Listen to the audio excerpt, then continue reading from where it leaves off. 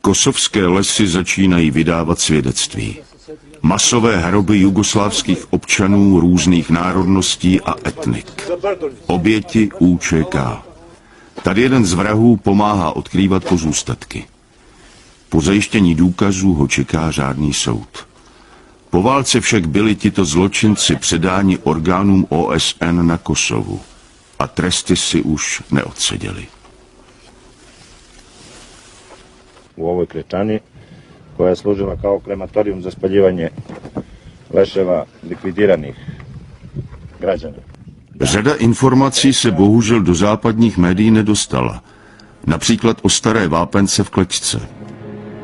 V ní tzv. Bojovníci za svobodu a demokracii z UČK spalovali popravené občany Jugoslávie. Mezi nimi ženy a děti. Před prokurátorkou a novináři vypovídají zadržení bratři Mazreku z Mališova. Samo ti prevodiš šta on kaže. Po Bekimovi izjavi to je mjesto gdje su streljali 10 civila? Da. Je li bilo civila? A ancon civilite tom? Bili su civili. Da li su bile žene, deca, starci? A ancon djema, grava, smija, čika. Dvoje djeca su bila. 3 grah. 3 žene. 2 eller 3 bura. 2 mladih momaka i 3 čovjeka.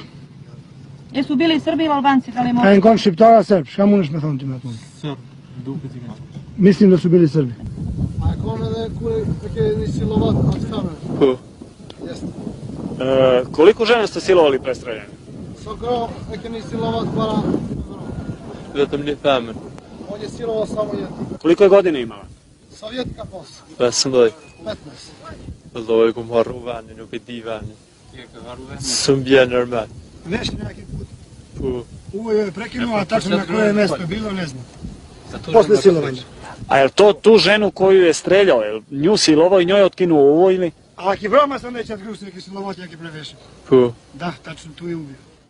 Vrazi Mazreku byli odsouzeni, ale po válce je převzali orgány OSN z kosovské mise. Dodnes jsou na svobodě. Stejně jako